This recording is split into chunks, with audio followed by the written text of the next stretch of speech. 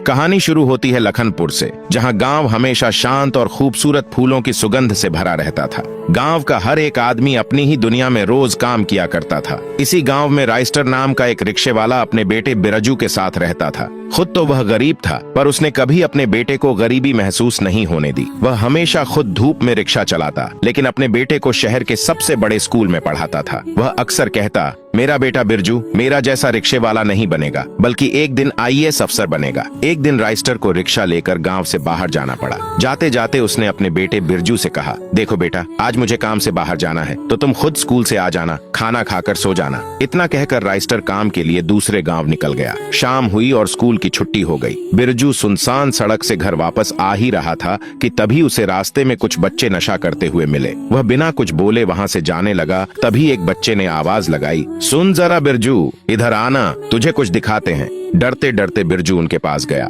वो बच्चे जबरदस्ती उसे नशा करने पर मजबूर करने लगे। बहुत मना करने के बाद भी उन्होंने उसे नशा करने पर मजबूर कर दिया। धीरे धीरे बिरजू भी नशे के असर में आ गया। अगले दिन जब राइस्टर गांव लौटा तो घर पर बिरजू को न पाकर घबरा गया। वह उसे ढूंढने निकला और कुछ देर बाद बिरजू सड़क पर बेहोश पड़ा मिला।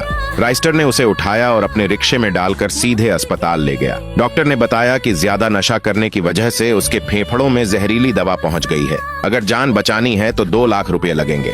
ये सुनकर राइस्टर अंदर से टूट गया। रोता हुआ बोला, मैं इतने पैसे कहां से लाऊं? फिर गुस्से में अस्पताल से बाहर निकल आया और आसपास खड़े उन्हीं बच्चों से पूछा, बताओ, नशा तुम्हारे पास कहां से आता है? अगर सच नहीं बताया तो पुलिस में शिकायत कर दूंगा। पुलिस का नाम सुनते ही बच्चे डर गए और डर के मारे उन्होंने ब्लैक बन्नी का नाम लिया। राइस्टर तुरंत ब्लैक बन्नी के इलाके की ओर निकल पड़ा। जब ये खबर ब्लैक बन्नी तक पहुंची कि राइस्टर तक ड्रग्स की बात पहुंच गई है, तो उसने अपनी सुरक्षा और सख्त करवा दी। पर राइस्टर को कोई फर्क नहीं पड़ा। वह वहां पहुंचा और गुस्से में गर्जना की, तेरी वजह से मेरा बेटा आज मौत के हाल में है।